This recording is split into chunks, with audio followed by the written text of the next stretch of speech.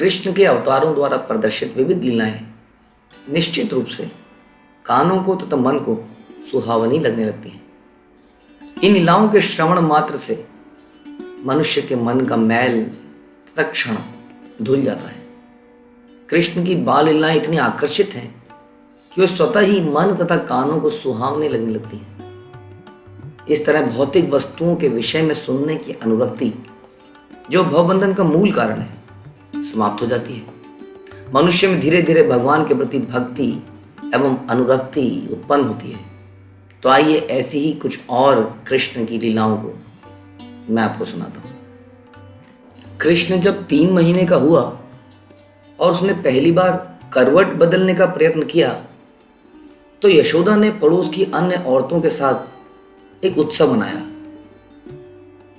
उस दिन चंद्रमा तथा रोहिणी नक्षत्र का मेल था।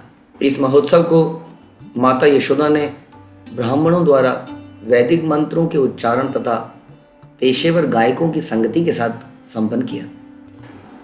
बच्चे का स्नान उत्सव पूरा करने के बाद माता यशोदा ने ब्राह्मणों को प्रचुर अन्न तथा अन्य भोज्य पदार्थ, वस्त्र, वांछित गौएं तथा मालाएं भेंट करके उनकी उचित सम्मान के साथ पूजा की और उनका स्वागत किया। ब्राह्मणों ने इस शुभ उत्सव पर उचित रीति से वैदिक मंत्र पढ़े।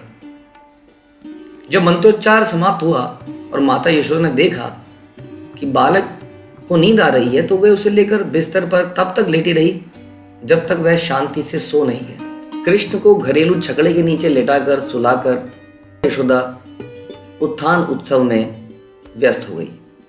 थोड़ी देर बाद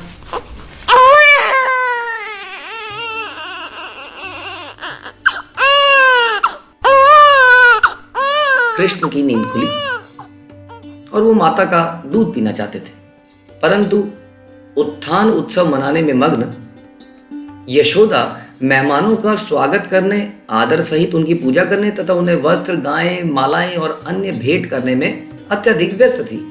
अतः वे बालक के रोने की आवाज सुन ही नहीं पाई। अतः क्रोध में आकर कृष्ण ने अपने पांव को ऊपर की ओर फेंका। कृष्ण आंगन के कोने में छकड़े के नीचे लेटे हुए थे और यद्यपि उनके पांव नए नए पत्तों की तरह कोमल थे, किंतु जब उन्होंने अपने पांवों से छकड़े पर लात मारी,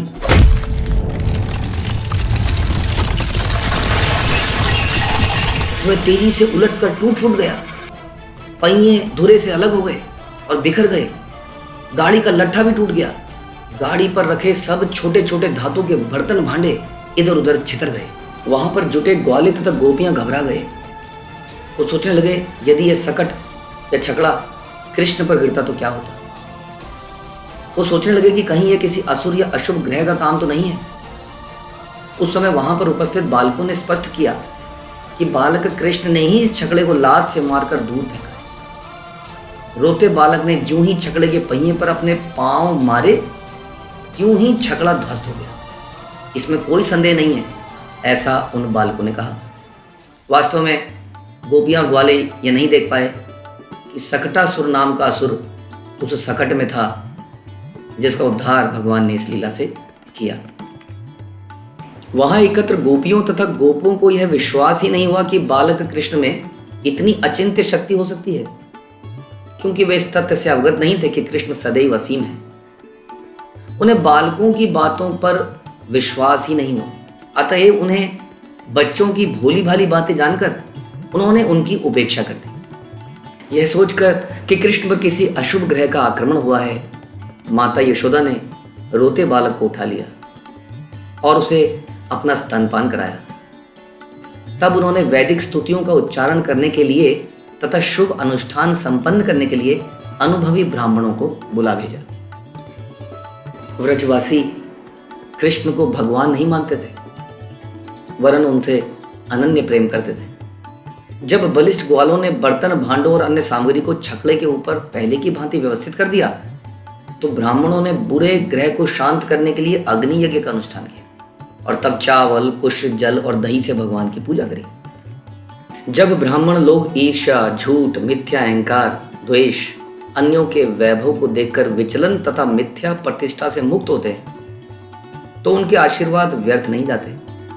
यह सोचकर नंद महाराज ने गंभीर होकर कृष्ण को अपनी गोद में ले लिया और इन सच्चे ब्राह्मणों को साम, ऋग तथा यजुर्वेद के पवित्र स्त्रोतों के अनुसार अनुष्ठान संपन्न करने के लिए आमंत्रित किया।